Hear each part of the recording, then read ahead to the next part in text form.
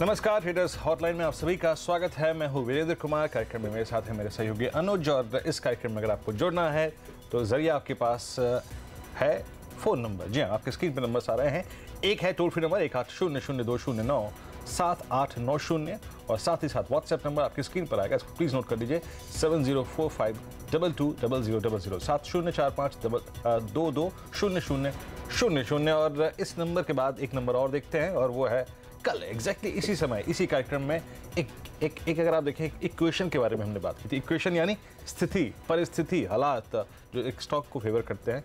InterGlobe aviation 1318 अनुज शानदार call और I think स्थिति इनके हक में अब है ना। बिल्कुल, कल था वो मौका लेने का, लेकिन और आज सुबह लेने का था।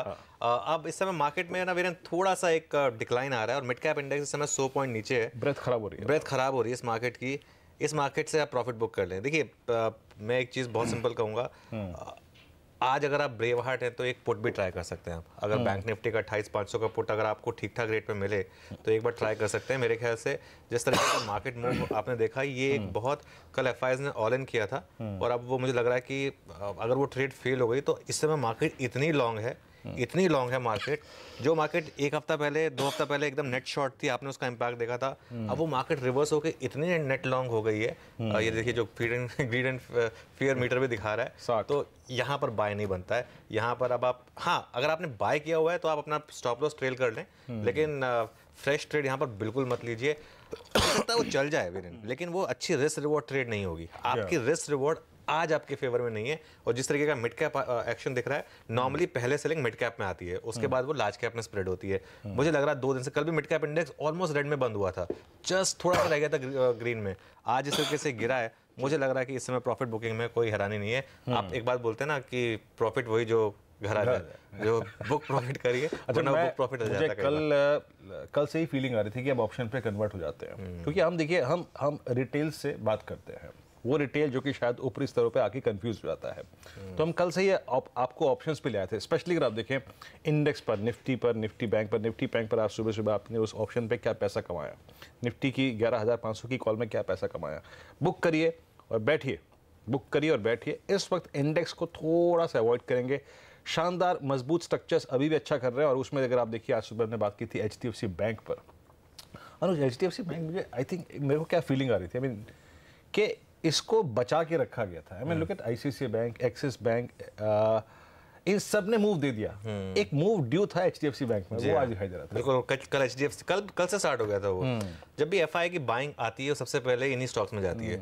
लेकिन यही एक रीजन है कि मुझे लग रहा है कि अब ये जो ETF बाइंग आ गई है, ये मैं इस ETF बाइंग से ना बहुत परेशान रहता हूँ, क्योंकि इससे क्या होता है ना, डॉलर रुपये का इक्वेशन बदलता है एकदम से। डॉलर रुपये की स्ट्रेंथ देखिए, रुपये का एकदम इतना स्ट्रांग होना भी इकोनॉमी के लिए अच्छा नहीं होता है वीरेंद्र ना। थोड़ी मतलब मार्जिनल स्ट्रेंथ, तो कल इनफैक्ट RBI को इंटरवीन करना पड़ा क्योंकि उनको ज़्यादा ही स्ट्रांग हो गया था रुपये। और जिस तरीके से ये लार्ज कैप में बाइंग आ रही है, लार्ज कैप मिड कैप का अगर डाइवर्जेंस वापस स्टार्ट हुआ, ये अच्छी खबर नहीं होगी। तो इसके लिए प्रॉफिट टेकिंग का वक्त आ गया। ये पॉइंट बड़ा वैलिड था कि देखिए, ये डाइवर्जेंस नहीं आना चाहिए, क्योंकि हमने बीते मंगलवार से लेकर इस मंगलवार तक एक चीज देखी थी, वो थी मार्केट ब्रेथ का स्ट्रांग होना, मिड कैप्स का साथ खड़ा होना लार्ज कैप के। खैर, मितेश ठक्कर हमारे साथ बातचीत करने के लिए इस वक्त मौजूद है। मितेश, गुड मॉर्निंग, कार्यक्रम में स्वागत है आपका। मितेश, आपकी अप्रोच किया होगी और आई थिंक मार्केट ब्रेथ का थोड़ा सा अब टर्बुलेंस में जाना, नेगेटिव में आना, एक बार के लिए अब एक ऐसा लेवल जो कि इंडेक्स पे आप मानेंगे कि हाँ, अब एक ये अलार्मिंग लेवल है, इसके नीचे मैं अपनी लॉन्ग पोजिशंस को एटलीस्ट 50 to 60% ट्रेल कर लूंगा। Good morning Virendra. I think हमने कल ही थोड़ा सा 50-60% प्रॉफिट बुक कर लिया था, around 11,265। So I think in that sense तो थोड़ा सा जल्दी हो गया था और कल थोड़ा रिग्रेट भी लगा था। परंतु आई थिंक ब्रॉडली बात जो आप हाईलाइट करना चाह रहे हैं, मेरे ख्याल से वो क्लियरली सही है कि मार्केट काफ़ी ओवरबॉट है। तो वाइल शॉर्टिंग मार्केट शायद नहीं है, परंतु इतनी तेज़ी से बढ़त हुई है कि 1-2 दिन का पुल बैक या 3 दिन बैक आना लाजमी है। मेरे ख्याल से फ्रेश लॉन्ग्स में आई थिंक थोड़ा सा कॉशियस हो जाना चाहिए, जबकि अभी डायरेक्शनल बायस लॉन्ग साइड ही है। परंतु इमीडिएटली टैक्टिकल वाइज जब आप ट्रेड इनिशिएट करते हैं तो माइल्ड डिक्लाइंस पे इनिशिएट करें। मेरे ख्याल से 11,220, 11,180 एक बड़ा सपोर्ट जोन है निफ्टी के लिए। तो बेस्ट बाइंग एरियाज होंगे 11,250, 245, 40 के आसपास। अगर यहाँ से और 30-40 पॉइंट की गिरावट मिलती है तब आई थिंक मुझे लगता है कि वापस से एक एंट्री की जा सकती है। हो सकता है मार्केट 4 दिन कंसोलिडेट इस गेंस को ऑब्जर्व करें और फिर वापस तेजी पकड़ें।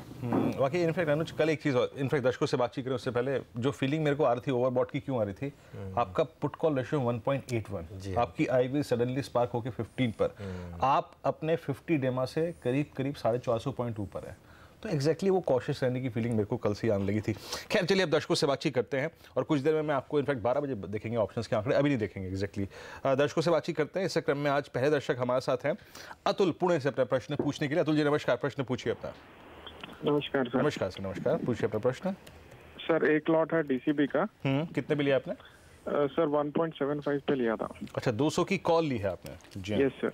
ओके, 200 की कॉल का प्रीमियम दिखाइए एग्जैक्टली। आप देखिए इन्होंने लिया है 1.75 पे और ये करीब ट्रेड कर रहा है इस वक्त 5 रुपए पे।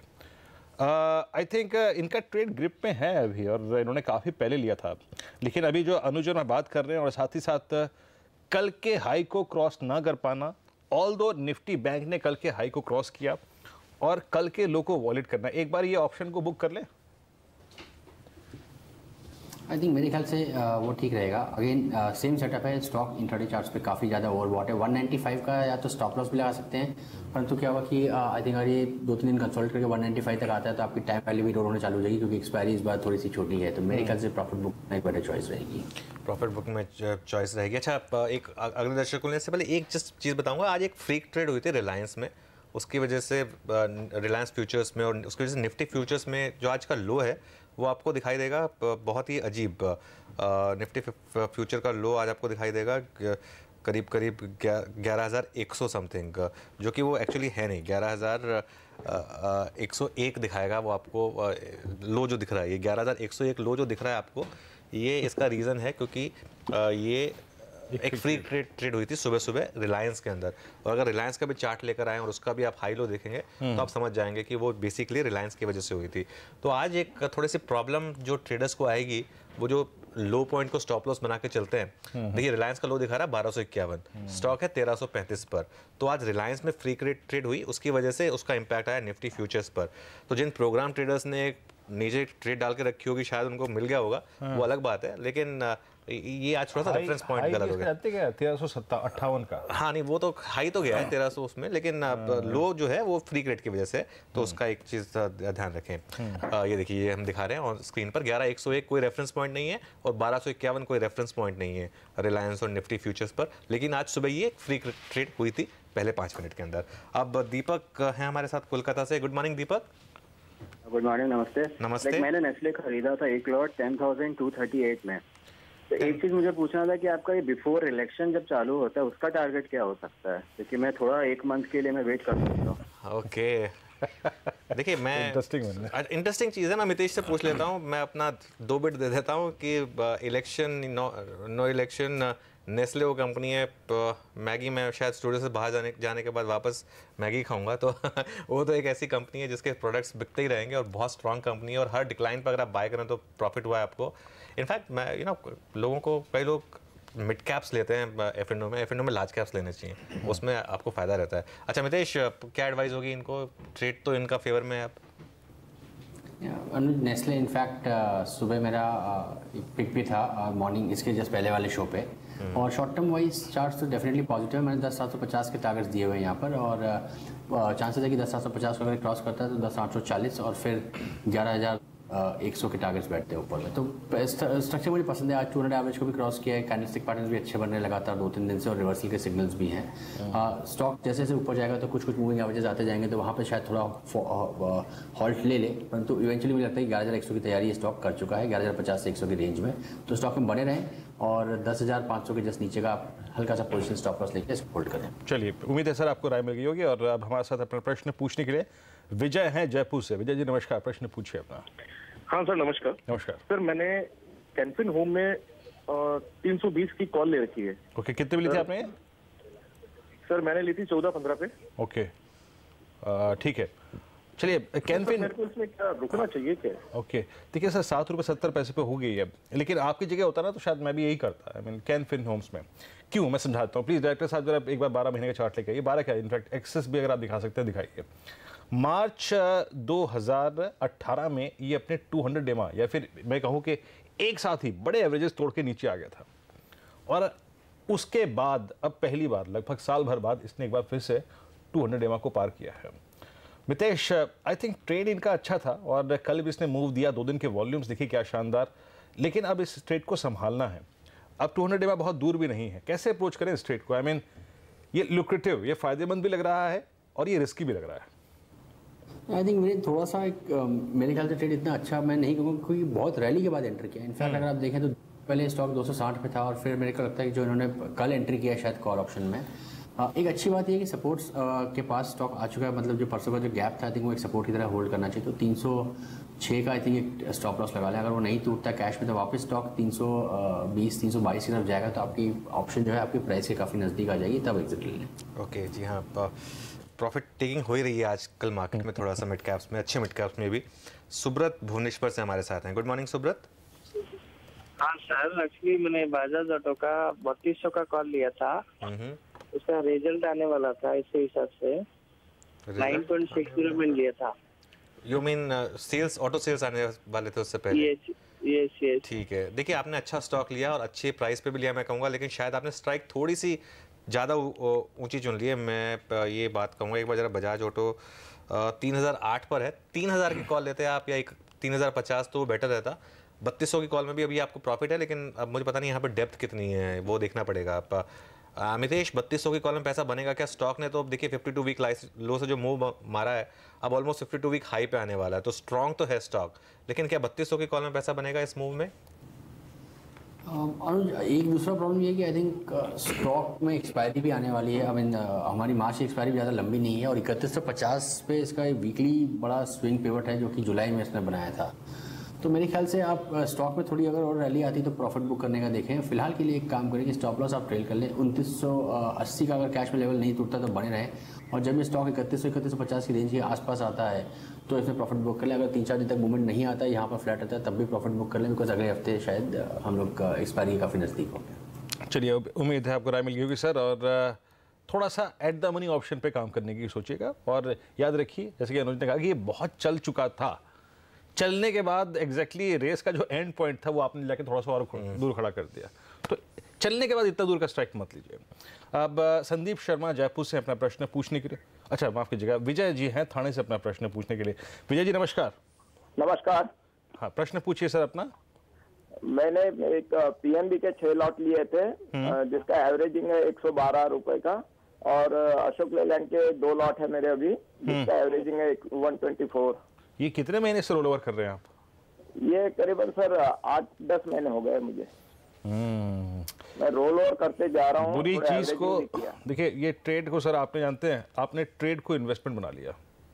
आपका जब ट्रेड खराब हो गया ना तो आप उसे घर ले आए, और F&O का ये जो होता है ना स्टॉक, बड़ा बड़ा दर्द देता है।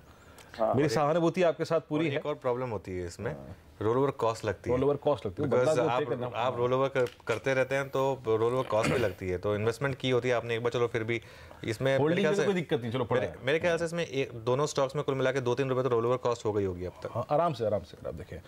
मितेश, आई थिंक मैं अनुज से इस पर एक बार बात कर लूंगा इस पर। इनफैक्ट अशोक लेलैंड जो कि अब शायद स्टेबल हो गया था, और आपका पीएनबी जिसने पहली बार इतने समय बाद मार्च 2018 के बाद अपने 200 एक्सपोनेंशियल मूविंग एवरेज को ऊपर काटने की कोशिश करी, क्या ये हालिया मोमेंटम, ये हालिया तेजी ऐसी है जो कि सिर्फ, मैं शायद इस प्रश्न को विजय जी तक सीमित नहीं रखूंगा, वो लोग जो कि अशोक लेलैंड जैसे स्टॉक में या फिर पीएनबी जैसे स्टॉक में काफ़ी लॉस खा के बैठे हैं, उनके लिए कुछ रिकवरी के चांसेस लग रहे हैं आपको? फॉर द टाइमिंग क्या लग रहा है कि पीएनबी 150 हो जाएगा या फिर 120 हो जाएगा या फिर एटलीस्ट 110 हो जाएगा, या अशोक लेलैंड 120 हो जाएगा?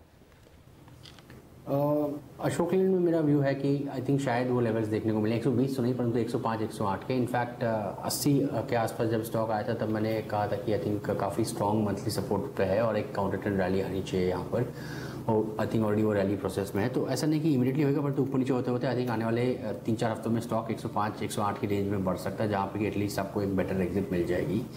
और पीएनबी की अगर मैं बात करूँ तो हमने ऑलरेडी रैली देख ली है स्टॉक में 68 से लेकर 86 तक, और यहाँ पर अगर आप देखेंगे तो इसके वीकली चार्ट्स पे आई थिंक काफ़ी टॉप्स बने हुए हैं हिस्टोरिकल, जो कि 90 से लेकर 93-94 की रेंज में है। उस लेवल से क्रॉस करना इजी नहीं होगा, परंतु हाँ लॉन्ग टर्म चार्ट से थोड़ा सा टर्न लेना ऊपर चालू किया। अगर ये 90 क्रॉस कर जाता है तो एटलीस्ट आपको 106 107 के आसपास की एग्जिट ये स्टॉक दे सकता है। तो आई थिंक उतने तक के लिए बने रहें। आई थिंक आपने ऑलरेडी, जैसा कि वीरेंद्र ने आपने हाईलाइट किया कि ट्रेड को इन्वेस्टमेंट बना लिया, ऑलरेडी आपने पेन देख लिया है, तो आई थिंक वर्स्ट लेवल्स देख लिए हैं। अब जो है आई थिंक एक रैली के बाद हो सकता है कुछ कंसोलिडेट करे, परंतु चांसेस हैं कि ऊपर की तरफ बढ़ेगा, टाइम लगेगा, परंतु आई थिंक आपकी प्राइसेस के नज़दीक आपको एग्जिट दे सकता है। बिल्कुल। और जैसा मितेश ने भी कहा 80-81 अच्छा जोन था अशोक लेलैंड में ऐड करने का, और वहाँ से अच्छी खासी रैली आई है। और अब आपके लिए एक रेफरेंस पॉइंट है अशोक लेलैंड में तो खास तौर से 80-81 का, कि वो शायद आपका एक सैक्रोसैंक्ट लो होगा। लेकिन ट्रेड ही रहने दें उसको। जब कोई भी ट्रेड गलत हो उसमें से बाहर आ जाए, जब 5% का एक पेन पॉइंट रखें तो बेटर रहेगा। और ये देखिए ना अनुज, इसके चक्कर में इन्होंने कितनी बड़ी बड़ी अपॉर्चुनिटीज खो दी, क्योंकि रिसोर्सेज सारे एग्जॉस्ट यहाँ। एग्जैक्टली वही होता है वो, क्योंकि हमको लगता है कि जो ट्रेड हमने लिए उसमें जब तक हम प्रॉफिट नहीं बनाएंगे हम नहीं निकलेंगे। कई बार वो गलत स्ट्रैटेजी होती है, और आप रिवर्स कर सकते हैं। एक आज सुबह एक बात बहुत अच्छी मेरे को ध्यान में आई थी कि trade the screen not your view. आप स्क्रीन को ट्रेड करिए, अपने व्यू को मत ट्रेड करिए। अब दीपक हमारे साथ हैं। दीपक गुड मॉर्निंग।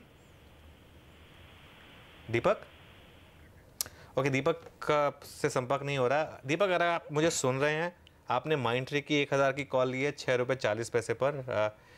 एक चीज़ जो मैं एक गारंटी के साथ कह सकता हूँ, अभी आपको प्रॉफिट हो रहा है, हो सकता है कि बड़ा प्रॉफिट भी मिले। एक्सपायरी वाले दिन ये कॉल ज़ीरो होगी, क्योंकि ये स्टॉक 1000 क्रॉस करने वाला है नहीं। जिस तरीके की ये खबरें आ रही हैं, 975 पर होगी डील, 980 पर होगी, 1000 पर होगी, ओपन ऑफर आएगा। ओपन ऑफर जो भी प्राइस आएगा उससे 10% कम पर स्टॉक हमेशा सेटल होगा, क्योंकि वो कैपिटल गेंस का टैक्स का इशू होता है। तो अगर 1000 पे भी डील आएगी तो 950 से ऊपर स्टॉक जाएगा नहीं। हाँ, लेकिन सीरीज के मिडिल में जैसा आज आप देख रहे हैं, आज आपको प्रॉफिट मिल रहा है, तो इसको आप एक्सपायरी ट्रेड ना समझें, इसको आप मोमेंटम ट्रेड समझें, और मोमेंटम में अगर आपको पैसा मिले तो निकलने की कोशिश करें। मितेश, ये तो मैं अब एक जो मेरी जानकारी है उसके बेसिस पर मैं एक बात बोल रहा हूँ। ट्रेड वाइज आपको क्या लग रहा है, इसमें क्या करना चाहिए इन्हें? अनुज, दोनों ही बातें सही हैं एक्चुअली। देखिए आईटी में थोड़ी रिकवरी आई है, और 945 का इसका 200 एवरेज है। अगर वो क्रॉस भी करता है तो मेरे ख्याल से स्टॉक के जो टारगेट्स होंगे 970 980 के आसपास तक के ही रहेंगे। आई थिंक आईटी स्टॉक्स में टिपिकली कुछ मोमेंटम आ सकता है, बिकॉज आज थोड़ी सी रिवर्सल आ रही है, तो उस हिसाब से आप बने रहें। परंतु इसमें आप ये एक्सपायरी तक होल्ड करने लायक ट्रेड डेफिनेटली नहीं है। इसमें एक काम करें कि 915 का कैश में स्टॉप लॉस लगा लें, और अगर ये नहीं टूटता है तो ऊपर में जब भी आपको स्टॉक 945 क्रॉस करके 970 975 की रेंज के आसपास मिलता है तब आप प्रॉफिट बुक कर लें। अगर 2-3 दिन मूवमेंट नहीं आता है तो भी आई थिंक आप टाइम वाइज स्टॉप लॉस लगाएं इसमें। 3-4 दिन अगर मूवमेंट नहीं आता है तो एग्जिट करने का ट्राई करें। अच्छा, अब जलपेश हैं हमारे साथ राजकोट से अपने प्रश्न पूछने के लिए। सर नमस्कार, प्रश्न पूछे अपना। नमस्कार सर। नमस्कार सर। मेरे पास SBI की 290 की कॉल है, एक लॉट। ओके, कितने में ली थी आपने ये? 6 रुपये के आसपास? 6 रुपये पे। SBI अभी करीब 5 रुपये की कॉल चल रही है। अच्छा, प्लीज़ जरा चार्ट लेके आइए इसका एक बार। मितेश, SBI में वो मोमेंटम बिल्कुल जनरेट ही नहीं हुआ। आप देखिए ना, इस दौर में बीते 10 दिन में प्राइवेट बैंकिंग बास्केट चला, आज HDFC बैंक भी चला जो नहीं चल रहा था, PSU बैंक बास्केट कहाँ से कहाँ आ गया, लेकिन SBI को देखिए ये बिल्कुल शांत पड़ा हुआ है। मैं स्पेशली मैं लास्ट 4-5 दिन की बात कर रहा हूँ, ये अपने वो सारे मूविंग एवरेजेस के क्लस्टर के पास बैठा हुआ है। इनका 290 का ट्रेड एक्सट्रीम लॉस में तो नहीं है, लेकिन ऐसे मोमेंटम में मैं क्या इस ट्रेड में कोई प्रॉफिट एक्सपेक्ट करूँ क्या? देखिए आई थिंक आपकी बात सही है कि स्टॉक ने आउट परफॉर्म नहीं किया है, परंतु 270 से लेकर 290 तक जाके स्टॉक 2-3 दिन से कंसोलिडेट कर रहा है, और पैटर्न इसका पॉजिटिव है। तो मेरे ख्याल से चांसेस अभी भी हैं कि ये स्टॉक आपको प्रॉफिटेबल एग्जिट दे देगा। यहाँ पर 283 284 का अच्छा सपोर्ट एरिया है, तो 283 के जस्ट नीचे का स्टॉप लॉस लगा के होल्ड करें। और 295 और 305 के 2 टारगेट्स में देख रहा हूँ, तो 295 अगर जल्दी आता है तो वहाँ पर आई थिंक आप प्रॉफिट बुक कर सकते हैं। और इमीडिएटली कहना मुश्किल है, बिकॉज निफ्टी शायद और ओवरबॉट हो जाएगा अगर इमीडिएटली और रैली आई तो। परंतु 295 को टारगेट रख के इसको आई थिंक वहाँ पर बुक करने का सोचें। 283 का ट्रेडिंग स्टॉप लॉस लगा लें। में वापस थोड़ी बाइंग आ रही है मिड कैप्स में, खास तौर से लोअर लेवल से अच्छी खासी रिकवरी अब आप देख रहे हैं, और 2-3 स्टॉक लेकर आते हैं। भारत फोर्ज का स्टॉक देखिए 470 या 480 पे हमने टर्निंग पॉइंट में स्टॉक की बात की थी, वीरेन आपको याद होगा, और ये कहा था कि अगला मदरसन सुमी क्या होगा ये आपको ढूंढने की ज़रूरत है। और अगर आपने उस दिन लिया है तब से तो एकदम 10-12% का मूव स्टॉक में, और ये लास्ट का मूव देखिए बहुत बड़ा है ये। लेकिन इंट्राडे में शायद चीज़ ना करें, लेकिन ध्यान रखें स्टॉक पर। और बजाज फाइनेंस का स्टॉक देखें एक बार, मुथूट फाइनेंस का स्टॉक देखें। अगेन इंट्राडे में चीज़ ना करें, लेकिन अच्छी क्वालिटी के स्टॉक्स में डिप्स पे बाइंग का फ़ायदा आप देख रही है। बजाज फाइनेंस का चार्ट देखिए, क्या ब्यूटीफुल चार्ट है ये, एकदम एक जैसे कहते हैं डे ट्रेडर्स डिलाइट, वो वाला चार्ट है, एक ऊपर खरीदा फिर फ्लैट हुआ फिर ऊपर आ रहा है, और ये सेम मुथूट फाइनेंस में। इस बीच एक स्टॉक देखिए आप, पिडिलाइट इंडस्ट्रीज। पिडिलाइट में एग्जैक्टली करने के चाहिए, पिडिलाइट में देखिए ऑलमोस्ट एक रेंज का बड़ा ब्रेकआउट, 1159 का भाव मेरे स्क्रीन पर है, 1159.50 मितेश, मिडिलाइट ये अगर आप देखें, माफ कीजिएगा पिडिलाइट, लग रहा है आपको कि ये अच्छे मूव के लिए तैयार हो रहा है? आज की कैंडल, आज का बिहेवियर, मूविंग एवरेज के ऊपर सस्टेन होना, क्या राय है आपकी? एक्सीलेंट पिक किया है आपने। इनफैक्ट ये मेरा इसके पहले वाले शो में आई थिंक ये बाय कॉल था 1140 के आसपास, और 1180 के टारगेट्स में देख रहा हूँ यहाँ पर, तो आई थिंक अच्छा लग रहा है। 1180 को शायद क्रॉस करके 1200 का जो इसका ऑल टाइम हाई है, 1202 का क्लोजिंग हाई है, आई थिंक 1202 का, आई थिंक उनको भी छू सकता है। आज की कैंडलस्टिक काफ़ी अच्छी है और इंडिकेटर सेटअप जैसा कि आपने बताया वो भी अच्छे हैं, और मूविंग एवरेज सारे ऊपर की तरफ पॉइंट कर रहे हैं। चलिए, अगर आप हाई रिस्क ट्रेडर हैं तो एक स्टॉक देखिए सीजी पावर, और उसका इंटरडे चार्ट, और पिछले 2 दिन में अगर आपने स्टॉक में डिप्स खरीदे तो आपको स्टॉक ने बहुत बड़ा मूव दिया। यहाँ पर काफ़ी फंड बाइंग हो रही है, काफ़ी लोग वापस इस पर पॉजिटिव आ रहे हैं, और ये वो उन कैटेगरी में है वीरेन जो जहाँ पर अगर आपने मतलब पिछला मूव मिस कर दिया था, वो जो 21-22 का प्राइस था वो तो खैर एक अनरीजनेबल प्राइस था, उसके तो बात ही नहीं कर सकते हैं, लेकिन 35-36 से करीब पे जो स्टॉक ने एक रिवर्सल दिया है, और यहाँ पर आज जिस तरीके की अब ये जो बाइंग आ रही है ये काफी इंटरेस्टिंग हो सकती है। कल अगर ये ग्रीन में आया ना यहाँ से तो बहुत बड़ा मूव आएगा। सीजी पावर में एग्जैक्टली कहानी क्या है मेरे को याद है, मतलब 2017 में मैं 2017 की इसकी चाल से मैं बड़ा वाकिफ हूँ। 60 से लेकर 90 तक का मूव, उसके बाद न जाने इस स्टॉक को क्या हुआ। बीच में अगर आप देखें मैनेजमेंट ने फंड मैनेजर्स के साथ बात करी, एक कॉन्फिडेंस जनरेट करने की कोशिश की। एग्जैक्टली आपको फीलिंग मिली इस कंपनी के बारे में? नहीं, देखिए मैं ये स्टॉक में आगे क्या होगा कहना मुश्किल है, लेकिन एक चीज जो है कि ये अवंता ग्रुप से कंपनी है, कुछ गलतियां हुई हैं यहाँ पर भी ऑब्वियसली मैनेजमेंट से, लेकिन एक कॉन्फिडेंस रीजनरेटिंग के वापस मूव्स आ रहे हैं। इन्होंने पिछले सीएफओ को निकाला, अपने नए सीएफओ को लेकर आए हैं, नए डायरेक्टर को लेकर आए हैं जो कि केकेआर से बिलोंग करते हैं। मेरे ख्याल से केकेआर को मैंडेट दिया गया है कि इसको क्लीन अप करना है, और अगर तो ये कंपनी क्लीन अप हो जाएगी, देखिए एसेट में कोई प्रॉब्लम नहीं है, एसेट बहुत अच्छा है। प्रॉब्लम थी कि जो पिछले 3-4 साल में बात हुई है उसको लेकर, तो अगर वो क्लीन अप हो जाएगा तो बहुत अच्छा मूव है।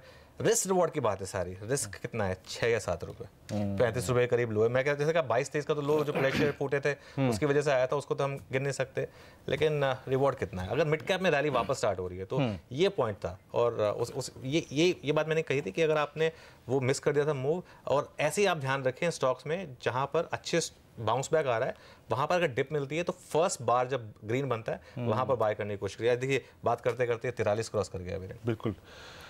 चलिए मितेश, आपके कुछ ट्रेड्स आज के लिए जो कि सेकंड हाफ में आप नजर रखेंगे। मैं सेकंड हाफ भी कहूंगा क्योंकि अब तक बहुत टर्बुलेंस रही, ऊपर नीचे दाएं बाएं, लेकिन इंडेक्स स्टेबल होने की कोशिश करता हुआ, और मिड कैप्स एक बार फिर से थोड़ा संभलने की कोशिश कर रहे हैं। कुछ स्टॉक सेकंड हाफ के लिए अमर राजा बैटरी, शायद आई थिंक आपने या किसी ने पॉइंट आउट किया था स्टॉक को 200 एवरेज का आज ब्रेक कर रहा है और काफ़ी अच्छा कैंडलस्टिक पैटर्न है, तो यहाँ पर 758 के स्टॉप से बाय करें 786 के टारगेट के लिए। और जैसा मैंने बोला कि टाटा आईटी में थोड़ी सी एक रिकवरी है, तो टाटा एलेक्सी मैंने पिक किया है यहाँ पर शॉर्ट टर्म ट्रेडिंग के लिए। एक काफ़ी टाइट स्टॉप लॉस लेंगे 960 का, और 1005 तक के टारगेट से।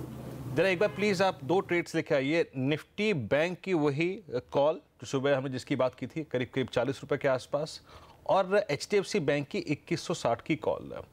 एचडीएफसी बैंक की 2160 की कॉल लगभग हमने कल 44-43 रुपए में ली थी, और अब एग्जैक्टली उसका प्राइस क्या है मैं आपका मैंडेट चाहूँगा इस पर मितेश। जिस प्रकार का बिहेवियर है, अब आप देखिए ना एचडीएफसी बैंक ने करा क्या, लगभग 2019 और लगभग 2168 इस चैनल में ये रहा है, 3-4 महीने। क्या अप्रोच रहेगी आपकी यहाँ पर? मेन 2 चीज़ें जो कि आपने एक ऑब्जर्वेशन दिया वो तो एग्जैक्टली सही है। 2160 2165 के आई थिंक ऊपर क्लोजिंग स्टॉक दे नहीं रहा था, और कल इसने वो दिया है। परंतु इसका जो हाईएस्ट एवर क्लोजिंग है वो 2202 का है, जो कि 27 जुलाई 18 को बना था। आई थिंक हम लोग वहीं पर ट्रेड कर रहे हैं, तो यहाँ पे थोड़ा सा आई थिंक पुल बैक दिया, परंतु चूंकि 4 महीने का कंसोलिडेशन स्टॉक ने ब्रेक किया है, इवेंचुअली आई थिंक यहाँ पे फॉलो थ्रू आके हायर लेवल्स दिखने ही चाहिए। तो अगर ट्रेडिंग पॉइंट ऑफ व्यू से आई थिंक ये लेवल अच्छे हैं प्रॉफिट बुक करने के लिए। पुल बैक में 2150 2160 लगता नहीं टूटेगा, तो एनी 25-30 पॉइंट की डिप बाइंग अपॉर्चुनिटी होगी। अदरवाइज अगर आप किसी का पोजिशनल व्यू है तो मेरे ख्याल से यहाँ पर फ्रेश टारगेट्स 2350 के आसपास के देखने चाहिए, जो कि शायद मार्च एंड तो नहीं परंतु अप्रैल फर्स्ट वीक या सेकंड वीक में आ सकते हैं। तो आई थिंक उतनी तेजी मुझे आराम से यहाँ पर चार्ट से बनती हुई दिखती है। मितेश, इस कैरेक्टर में शामिल होने के लिए, सभी स्टॉक्स और इंडेक्सेस पर रखने के लिए सीजी पावर को देखिए इस वक्त 4285। वाकई अगर आप देखें इस वक्त ये 43 रुपये 27 पैसे 20 पैसे का लेवल कल का हाई है, याद रखिएगा। उसको पार करने के बाद माइट भी सेकेंड हाफ के लिए कुछ अच्छा इसमें